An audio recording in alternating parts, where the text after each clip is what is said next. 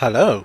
Today is the 20th of September 2021, it's ridiculously early, and I'm at the opening of the southern extension of the Northern Line, from Kennington to Battersea Power Station. The great and the good are here, and also me. There were one or two minor hitches, but otherwise I think a good time was had by all. Here's the first train, which departed at 5:28 AM, right on time. This extension is the first new tube line since the Jubilee Line extension in 1999, and yes, I realise that neither of those are technically new lines, but you know what I mean, don't pretend you don't. It's approximately 1.8 miles in length and serves two stations, Nine Elms Station and Battersea Power Station.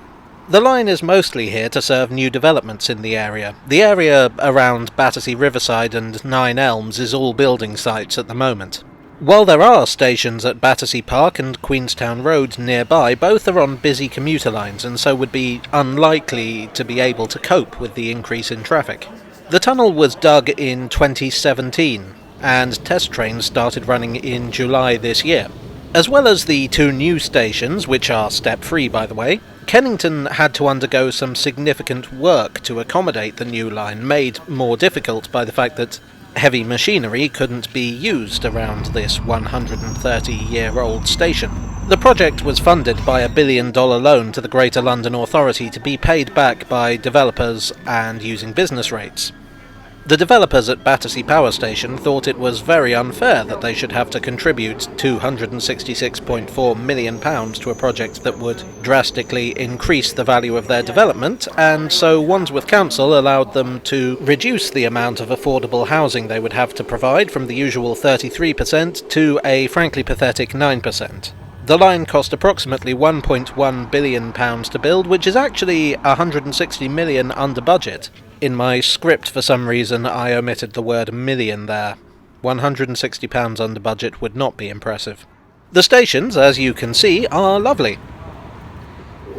I don't think I've ever seen a track bed so clean, although obviously we'll see how that looks after a year or so of rush hour traffic.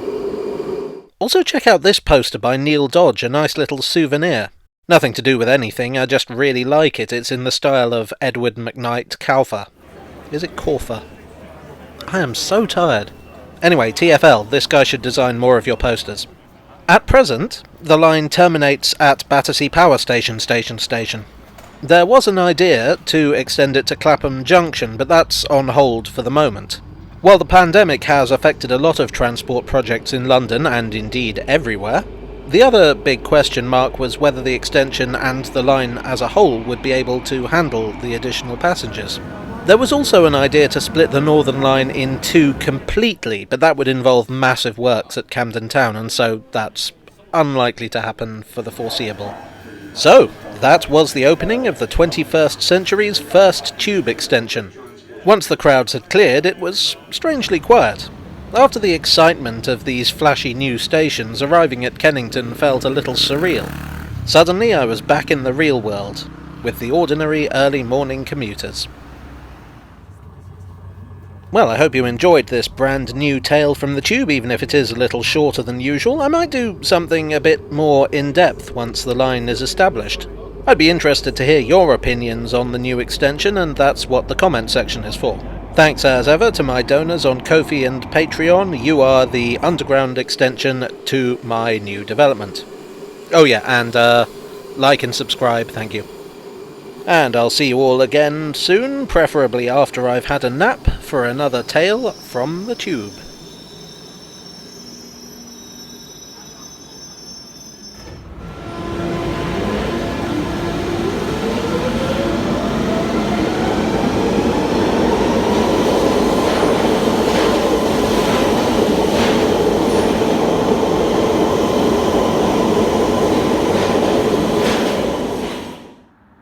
It's 3:30 in the morning.